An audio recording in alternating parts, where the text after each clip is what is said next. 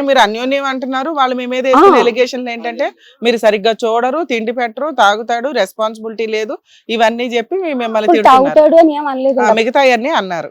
తిండి పెట్టరు సరిగ్గా, మీరు ఎలా చూడరు, మా పిల్లల్ని చంపేయాలనుకున్నారని 2009 లోనే అన్నారు. అంటే ఊరంతా మీరు ఒక్కళ్ళే అనుకుంటున్నారు మా సైడ్ మేమంతా బాగా చూసుకున్నాము, మేము అన్యోన్యంగా ఉన్నాం 2000 వరకు అని. వాళ్ళ దృష్టిలో 2009 నుంచే మీ వైపు నుంచి హెరాస్మెంట్ ఉంది. ఓకే అమ్మ చెప్పండి అని చెప్పి తీసుకొస్తే మా ఊరు ప్రెసిడెంట్ వాళ్ళు కూడా మా నాన్నగారికి సపోర్ట్ గా ఉండి ఏం ఒక్క పాయింట్ చూపించండి, సరిగ్గా చూపించలేదు అని చెప్పేసి అడిగారు అన్నయ్యని. అంత ఎందుకేంటంటే మొత్తం ఆ టైంలో పరువునంతా పాపర్ చేసేసి వెళ్ళారండి వాళ్ళు. అయిపోయిన తర్వాత నోరు మూసుకు మా నాన్నగారు కూడా ఏమనలే, అయిపోయింది. ఇప్పుడు రైట్ నో 2011లో మా నాన్నగారు ఎక్స్పైర్ అయ్యారు. అయితే ఇప్పుడు నాన్నగారు లేరు వెనకాల. 2011లో అవునండి. ఇన్సిడెంట్ జరిగిన 2 years తర్వాత మీ నాన్నగారు చనిపోయారు. ఇప్పుడు నాన్నగారు వెనకాల ఎవరు లేరు.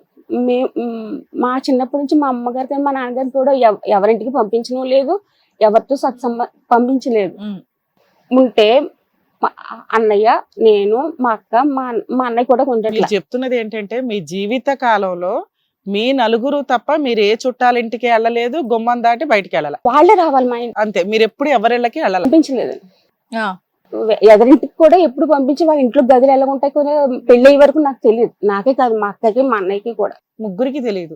మీ ఇల్లు పెళ్ళైనాక మళ్ళీ మీ ఇల్లే తప్ప మీకు ఇంకో రెండో వాళ్ళ ఇల్లు తెలియదు.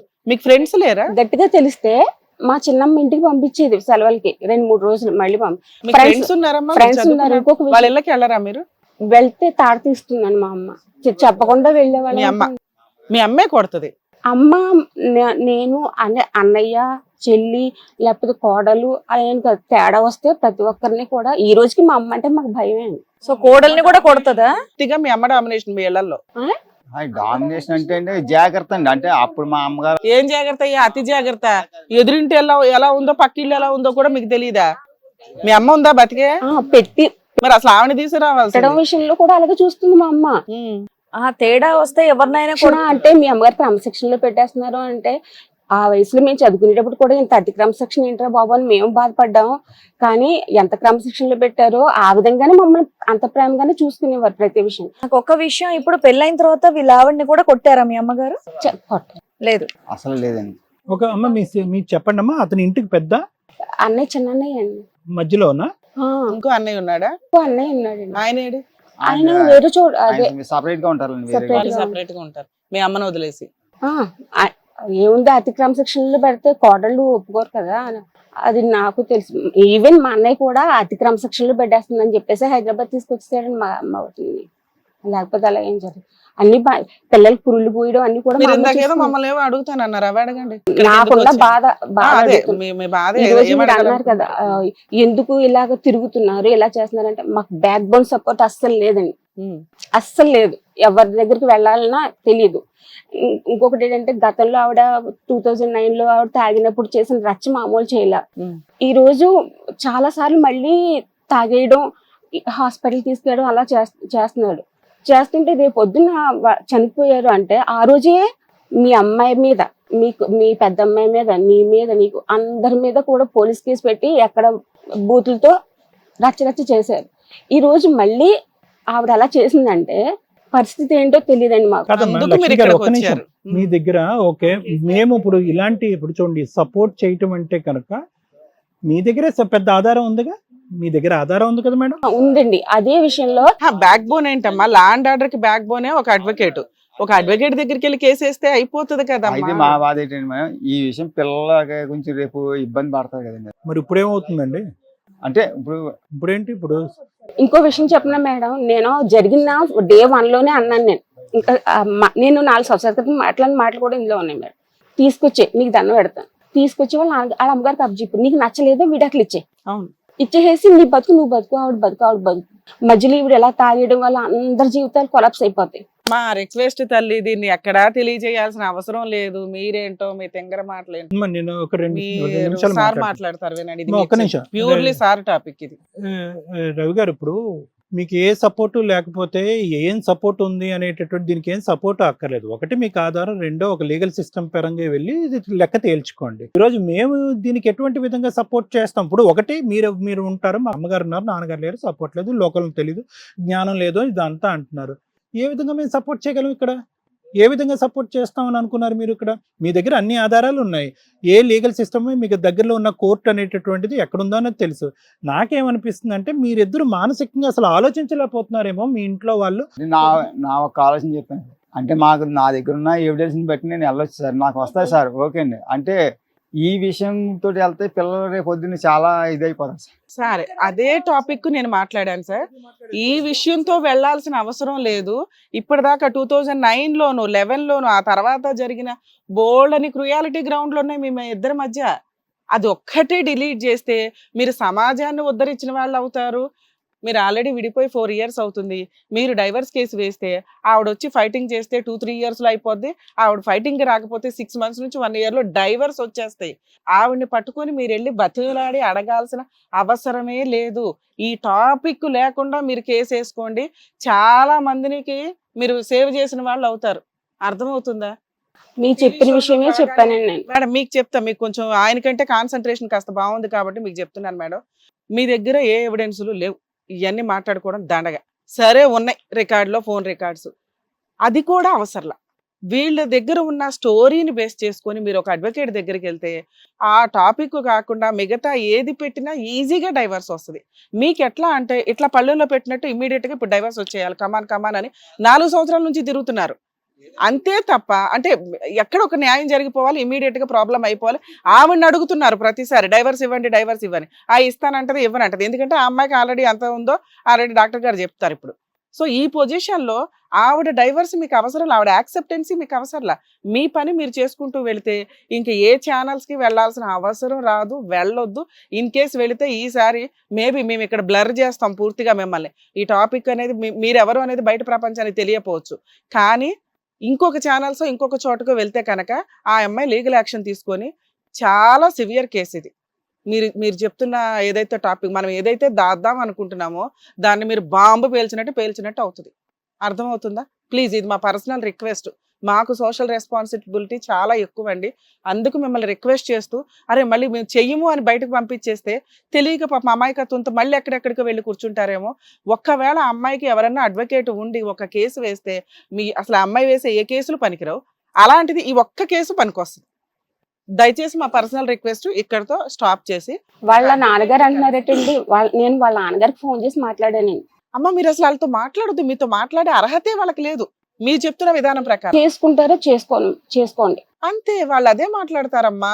అలా మాట్లాడితే తప్పేంటి? వాళ్ళు అలా మాట్లాడితే వాళ్ళ దృష్టిలో వాళ్ళు కరెక్ట్, మీ దృష్టిలో మీరు కరెక్ట్. మీ దగ్గర ఉన్న ఎవిడెన్స్ మీరు కోర్టుకు వెళ్ళి న్యాయం కోసం ఫైట్ చేయాలి కదా. ఏ టీవీ ఛానల్లో ఏ రమ్య గారో, ఏ సారో, ఏ శ్రీవాణి గారో కాదు కదమ్మా గబా తేల్చేయడానికి. మీరు చెప్తున్న ఇష్యూ అనేది చాలా సెన్సిటివ్ టాపిక్. అది ఆ టాపిక్ తీసి కూడా ఆరాంగా అబ్బాయి గెలుస్తాడని చెప్తున్నా. మీరు అది వాడుకోవడానికి ఏంటి మీ ప్రాబ్లం? ఒక అడ్వకేట్ దగ్గరికి వెళ్ళి కేసు వేయడానికి ఏంటి మీకు ప్రాబ్లం? ఇది కథ కాదు జీవితం ప్రోగ్రామ్ ని అందరికంటే ఒక రోజు ముందుగా చూడాలి అనుకుంటే హిట్ టీవీ యాప్ ని డౌన్లోడ్ చేసుకోండి. ఇందులో మీరు మెచ్చే, మీకు నచ్చే కంటెంట్ సిద్ధంగా ఉంది. చాలా సాదా సీదా కేసు. ఓకే, మీరు ఆ టాపిక్ ఏదైతే ఒక నిమిషం లక్ష్మి గారు, ఈ భయంకరమైనటువంటి టాపిక్ తీసుకురాకుండా కూడా సాదా సీదా కేసు లాగా డైవర్స్ తీసుకోవచ్చు. మీ మధ్యన ఉండేటటువంటి భేదాభిప్రాయాలు అవనియండి, లేదంటే అప్పటి నుంచి ఆవిడ మానసిక పరిస్థితి అవనియండి, ఏదన్నా అవనియండి తీసుకోవచ్చు. మీకు వచ్చేటటువంటి ప్రాబ్లం, మీ భయం ఏంటి? వాళ్ళు మనుషులు తీసుకొచ్చి మా మీద దాడి చేస్తారు, మమ్మల్ని నిలదీస్తారు, రోడ్డుకి ఎక్కిస్తారు అనే భయమా? లేదంటే పిల్లల ముందు ఈ పర్టికులర్ సబ్జెక్ట్ తీస్తే కనుక పిల్లలు పరుగు పోద్దనా? ఈ సబ్జెక్ట్ తీసుకురాకుండా కూడా డైవర్స్ తీసుకోవచ్చు అని చెప్పి మేడం చెప్తున్నారు. నాకు కూడా అదే, ఈ సబ్జెక్ట్ బయటికి తెలియకుండా మాకు ఈ రకాలు కావాలి. మీ దగ్గర ఉన్న 1,00,000 కారణాలు ఉన్నాయి, అవన్నీ చూపెట్టండి. ఇది ఒకటే నేను అంటున్నాను, ఆ అమ్మాయి ఇది ఏదైతే కనుక తప్పు జరిగిందో మీ భార్య ఒప్పుకుంటున్నారా? ఇప్పటికీ కూడా ఇప్పుడు కాదు, ఒప్పుకుంటారా? రేపు పొద్దున పబ్లిక్ లోకి తీసుకెళ్లి పంచాయతీ పెట్టి పోలీస్ స్టేషన్ లో కూర్చోబెడితే ఒప్పుకుంటుందా? ఈ రోజు మాట్లాడుకుంటున్నారు నలుగురు కూర్చుని, అన్ని మాట్లాడుకుంటున్నారు, ఓకే. మళ్ళా మన్నాడు నేనేం చేయలేదు, నువ్వు కావాలని అంటున్నావు, నువ్వు అన్ని ఆమె అంటదండి, మళ్ళీ రెచ్చగొడుతుందండి. నేనేం చేయలేదు, నువ్వే ఇలాగ అంటున్నావు అలాగే అని చెప్పి మళ్ళీ. సో మొదట అన్నటువంటి మాట, అప్పుడు అన్న మాట ఇప్పుడు వరకు అయితే అనట్లేదు, మార్చేస్తుంది, మధ్యలో అంటుంది. ఎప్పుడైతే ఎవరు లేరు, మీరు ఒక్కరు ఉంటే కనుక మీ ఎదురుగుంటే చెప్తుంది, నలుగురు కూర్చున్నప్పుడు మీ మీద నిలదీస్తుంది, అంతే కదా, మీ మీద నిందేస్తుంది, మీరు కావాలని నా మీద నిందేస్తున్నారని. అంతేనమ్మా? అంతే. మరి ఎలా? ఇప్పుడు అది నిజమా? ఇప్పుడు ఇప్పుడు ఒకటండి, అసలు డాక్టర్ లేడు, లాయర్ లేడు, ఎవరు లేడు ఇక్కడ. ఏమంటారు? ఏమోనయ్యా మీరు 4 గోళ్లు పెట్టి భయపెట్టి మాట్లాడిపించుంటారేమో ఆవిడ చేత, పబ్లిక్ లోకి వచ్చేటప్పటికి ఆవిడ కాస్త ధైర్యం వస్తుంది కాబట్టి అసలేం చెప్తుంది, బయట పబ్లిక్ లో చెప్పిందే నిజం, మీ ఇద్దరి మధ్యన 4 గోళ్ల మధ్యన చెప్పింది అబద్ధం అని అంటారు. కాదు, మీరు తల అడ్డంగా ఒప్పొచ్చు, కానీ ఏంటంటే ఒక లే పర్సన్ గా, ఈ సంఘటన చూడనటువంటి పర్సన్ గా, కేవలం మీ దగ్గర ఉండేటటువంటి కొన్ని కండిషనల్ అట్మాస్ఫియర్ లో మీకు కావాల్సినటువంటి కండిషన్స్ ప్రిపేర్ చేసుకుని రికార్డ్ చేసుకుని పెట్టారేమో అని అంటారు. మేము అనట్లేదు, అంటారు, పబ్లిక్ అంటారు. ఓకే, సో ఇది లెక్క తేలాలి, అంతే కదండి, లెక్క తేలాలి. ఏది మీరు చెప్పింది నిజమా, లేదంటే నలుగురు మధ్యన కూర్చుని ఆవిడ మాట్లాడేటటువంటి నిజమా అని లెక్క తేలాలి. సో దీనికి ఏం చేయాలి? ఆల్రెడీ ఆవిడ దగ్గర ఇంతకుముందు సైకాట్రిస్ట్ దగ్గరికి వెళ్ళారు 2009లో, 2 అటెంప్ట్లు. పెద్ద అటెంప్ట్లో పెద్ద కారణాల వల్ల సూసైడ్ అటెంప్ట్ చేస్తే కనుక అది ఒక ఎత్తు. ఈ 2 కారణాలు మీరు చెప్పిన దాన్ని బట్టి పనికిరానటువంటి చిల్లర కారణాలు, పెద్ద కారణాలు కాదు. దానికి ప్రాణాలు తీసుకుని 4 రోజుల పాటు హాస్పిటల్లో ఉండి వెంటిలేటర్లు పెట్టి రిససిటేషన్ చేసే అంత అవసరం లేదు. అంటే ఆ స్థాయిలో సూసైడ్ చేసుకుని అనాలోచితంగా తొందరపాటుతనం ఉండేటటువంటి ఒక వ్యక్తిత్వం ఆవిడకు ఉంది అనేటటువంటిది ఇక్కడ పారామీటర్. ఓకే, సో అటువంటి వ్యక్తిత్వం ఉండేటటువంటి వాళ్ళు మీ లెక్కే కరెక్ట్ అనుకుందాం. ఇటువంటి తప్పులు ఆ మానసిక పరిస్థితుల్లో చేస్తారా చేయరా అనేటటువంటిది ఇక్కడ ఉన్న ప్రశ్న. సో ఇటువంటి సందిగ్ధ పరిస్థితిలో ఇన్ని ప్రశ్నలు ఉన్నప్పుడు మీరు చేయవలసింది ఏంటంటే ఈ కారణం తీసుకురావాలనే ఉద్దేశం ఉందనుకోండి, మీకు డైవర్స్ తీసుకోవడానికి ఈ కారణం చూపెట్టాలి అనేటటువంటిది మీరు అన్నారు అనుకోండి, చెప్తున్నాను, ఒక పక్క నుంచి పరువు తీయకూడదు అని అంటున్నారు, పిల్లలు పరువు పోద్దా కారణం చెప్తే అంటున్నారు, అదే కారణం తీసుకొచ్చి 1 లక్షల మంది కూర్చునే ప్లేస్లో మీరు ఇక్కడ కూర్చున్నారు. నేనేమంటున్నానంటే, ఫస్ట్ ఆఫ్ ఆల్ అసలు ఈవిడ నిజంగా తప్పు చేసిందా మీరు ప్రూవ్ చేయాలి అని అనుకుంటే, లోకానికి నమ్మించాలి అని అనుకుంటే, ఇటువంటి మానసిక పరిస్థితి ఉండేటటువంటి వ్యక్తి ఆ తప్పు చేసిందా, అదే మానసిక పరిస్థితిలో తప్పు చేసిందా, దానికి సంబంధం లేకుండా తప్పు చేసిందా అనే దానికి సైకోమెట్రీ అనే ఒక సైకలాజికల్ అసెస్మెంట్ ఉంటుంది. అది మీరు కాకినాడలో ఆ డాక్టర్ గారి దగ్గరికి వెళ్తే అతను 2 నిమిషాల్లో అప్పుడే చేసి ఉండేవాడు. కానీ అది చేయలేదు, ఎందుకంటే కనుక సూసైడ్ చేసుకునే ప్రయత్నం ఈవిడ చేసింది, అర్జెంటుగా ఈవిడికి ట్రీట్మెంట్ ఇవ్వాలని చెప్పి మందులు రాశారు, మైండ్కి మందులు రాశారు, మీరు కొట్టే తెచ్చాయని చెప్పి 5 రోజులు మందులు వాడి ఆపేశారు. అవి కంటిన్యూ అతను డాక్టర్ గారు ఫాలో అప్ అవ్వలే. మీరు ఒక విజిటే కదా మీరు వెళ్ళింది? ఫస్ట్ విజిట్లో లేదండి, సెకండ్ విజిట్లో అయితే వారం రోజులు ఉన్నామండి హాస్పిటల్, వారం 10 రోజులు ఉన్నామండి. అది కదా మానసిక పర్మనెంట్ ఫాలో అప్ లేదు. నేను ఇప్పుడు ఏంటంటే, ఓకే మీకు ఏ కారణం చెప్పండి, ఏదో కారణం బట్టి మీరు వెళ్ళిపోండి ముందుకనేది ఒక దారి.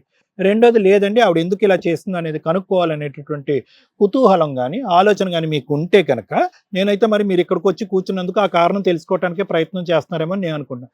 దీనికి సైకోమెట్రీ అనే టెస్ట్ ఉంటుంది, అది ఎటువంటి గవర్నమెంట్ హాస్పిటల్లో అన్నా చేస్తారు. మీరు ఆ అమ్మాయి ఎందుకు చేసింది, ఎటువంటి పరిస్థితుల్లో చేసింది, అసలు మీరు చెప్తుంది నిజమా ఆ అమ్మాయి చెప్తుంది నిజమా అనేటటువంటిది కూడా బయటకు వచ్చేస్తుంది. అది కూడా తేలిపోద్ది. ఎవరైతే మీదలకి కత్తులు కటార్లు పట్టుకుని దాడి చేస్తారనుకున్నారనుకున్నా వాళ్ళందరికీ ఆ సర్టిఫికేట్ చూపెడితే చాలు. ఈ అమ్మాయి ఎటువంటి మానసిక పరిస్థితిలో చేస్తుందా లేదంటే మీరు ఆ అమ్మాయి చేత అబద్ధం ఆడిపిస్తున్నారా? ఎందుకంటే మా కళ్ళతో ఎవరు చూడలేదు, మీరు ఆ రికార్డింగ్ తప్ప. అదే పాట ఇంట్లో కానీ బయటకు కానీ నలుగురి మధ్యన కానీ వాళ్ళ కుటుంబంలో కానీ మా కుటుంబంలో కానీ ఆవిడ అదే పాట పాడుతుంది అంటే కనుక అది వేరే విషయం. ఇప్పుడే కాన్ఫ్లిక్ట్ వస్తుంది, మా ఇద్దరి మధ్యన ఒప్పుకుంటుందండి, బయటకు వచ్చి ఒప్పుకోదని చెప్పి. మరి మీ ఇద్దరి మధ్యన మీకు భయపడి ఒప్పుకుంటుందేమో అని మేము అనుకుంటాం. ఓకే సార్, అది మీరు చెప్పింది కరెక్ట్ అండి. అయితే యాక్చువల్లీ అయితే నిజంగా ఇదే ప్రాబ్లం అనే ఇక్కడ నిరూపించమన్నా ఆమె ఎదుటే నేను నిరూపించగలనండి. మేడం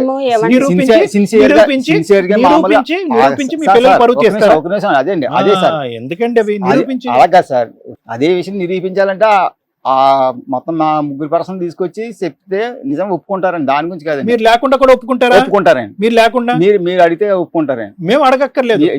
స్టేషన్ లో కానీ ఒక సైకియాట్రిస్ట్ దగ్గర ఒప్పుకుంటారండి. అంటే అది నాకు అది ఆ విషయం గురించి నేను రాలేదు సార్, నాకు అది వద్దండి. అది పిల్లల భవిష్యత్తు పాడైపోద్ది అని చెప్పి నాకు అది వద్దండి. ఏ విధంగా అయినా సరే నాకు ఆమెతో నాకు కొంచెం విడాకులు కావాలండి, దాని గురించి ఏముందండి, నాకు అదే కావాల్సిందండి.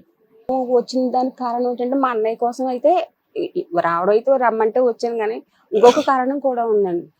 ఏ పర్సన్ అయితే అదర్ పర్సన్ ఉన్నాడో అతను మానసికంగా చాలా బాధపడుతున్నాడండి. వాడికి ఏదైనా మీరు ఏమైనా కొంచెం కౌన్సిలింగ్ చేస్తారేమో అని. First of all Babu counselling చేయాలా, ఎదురింటోళ్ళకి పక్కింటోళ్ళకి కౌన్సిలింగ్ చేయాలి అనేటటువంటి దాని ముందు అసలు ఫస్ట్ ఆఫ్ ఆల్ ఈ సంఘటన జరిగిందా లేదా అనేటటువంటి నమ్మకం మాకు రావాలి.